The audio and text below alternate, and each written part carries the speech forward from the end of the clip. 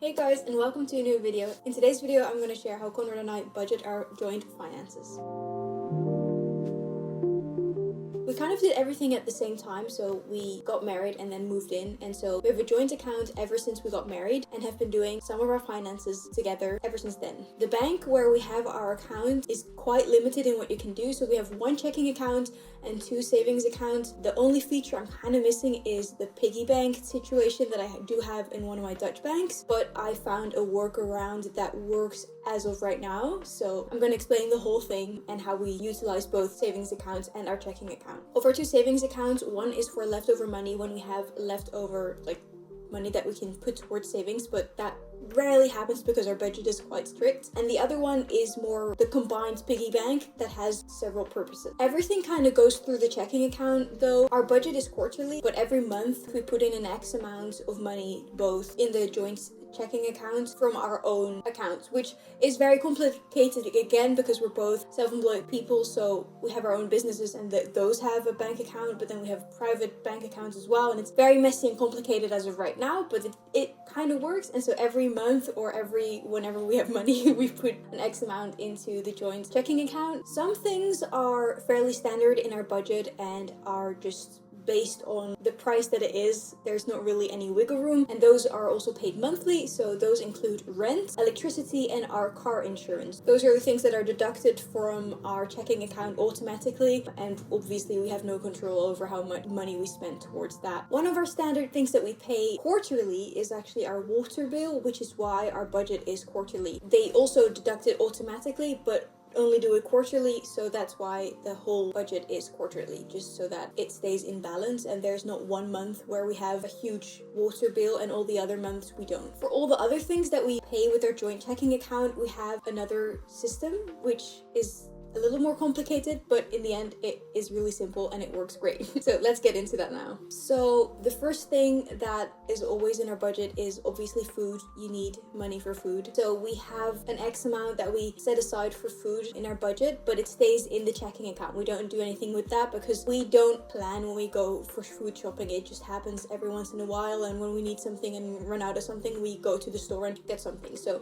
our food budget stays in the checking account, but we do have a limited amount that we can spend on that, just so that the budget evens out. We do keep very good track of where everything goes with the food budget, so we have another spreadsheet where I track what stores we pay what amount, so we can see if one store gets more expensive suddenly, or if we shopped at a new store that we didn't usually shop at. And we also just realized this quarter that we need to readjust our food budget because we simply just didn't readjust it throughout time, and we've been doing this budget thing ever since we got married, so it's time to readjust, and that is possible every quarter. We can do that after March is over, so at the end, towards the end of March, we'll probably have a sit down where we go through the finances and see how much money do we actually want to put towards food and how much have we set aside previously, and then readjust how much we'll be able to spend on food, and also readjust how much we each need to put into the joint checking account so that we still cover all our budgets. Another thing that is in our budget is fuel, because we live in a place where there's nothing here. You need to do everything by car, which is actually something I really dislike about where we live. We have one car, and so if one person goes out with the car, the other one is stuck, and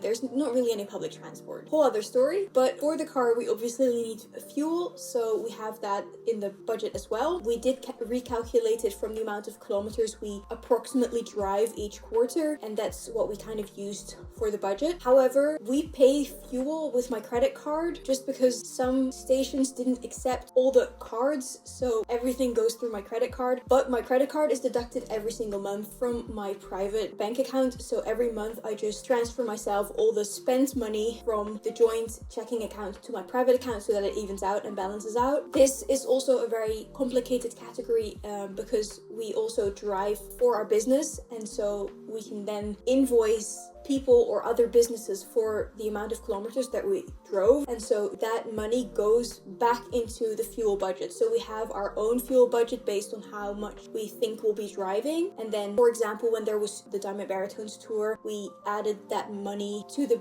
fuel budget and then hope that everything fits into that budget. Some things are paid every year, but I don't like yearly bills because some all come at the same time, and sometimes you just have months where you have less income when you're self-employed. And so in our budget, every single month, a 12th of the yearly amount that we think we'll have to pay goes towards that joint savings account that I previously mentioned. That is part one of what we use it for. Our yearly joint expenses include road tax, fire insurance, and one streaming subscription. Oh, and the car inspection. So again, the known amount is divided by 12, and then every month that amount is automatically transferred to the joint savings account. When we get the bill, we obviously pay it and get the money from the savings account and put it on the checking account, and then readjust the amount that we'll need to pay next year, because somehow everything seems to keep on getting more expensive, and I don't think that's ever going to change. So again, water is deducted quarterly, so that is split 3 ways, and every month it is put into the joint savings account,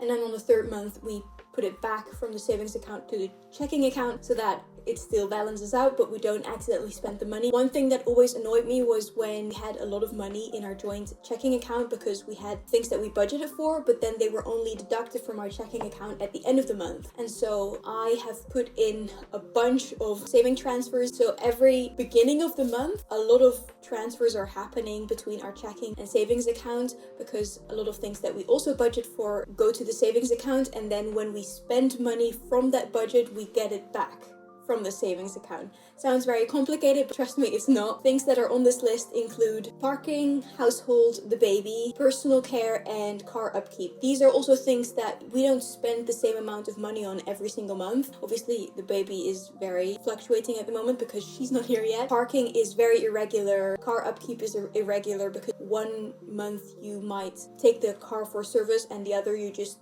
buy new wiper fluid. It's different every single month. We just put aside an X amount each month, and then when we need the money, we take it, and it's all kept up in a sheet as well. I take our finances really seriously, so I try to keep the sheets very up to date, and also schedule in regular meetings where we can discuss the budget and how much we actually did end up spending, and if we need to readjust. If we somehow end up spending less than we budgeted for, that's when the other savings account comes in and we transfer it to there. And then sometimes when we have extra costs, we use that money to pay the extra costs. But it's a fluctuating thing, and that's why the meetings are very important and we talk about it very often. We also carefully plan when we buy certain things, and we always check for sales. The Netherlands is crazy for sales, and Belgium is also quite good at it. So for example, our personal care budget, we have an X amount each month, and then when we kind of run out of toothpaste, we'll keep an eye out for a very good sale, and that often happens where it's buy 2 get 2 free for toothpaste, which is insane, but that's the only way that we actually spend a normal amount on toothpaste rather than crazy amounts. So that's kind of the way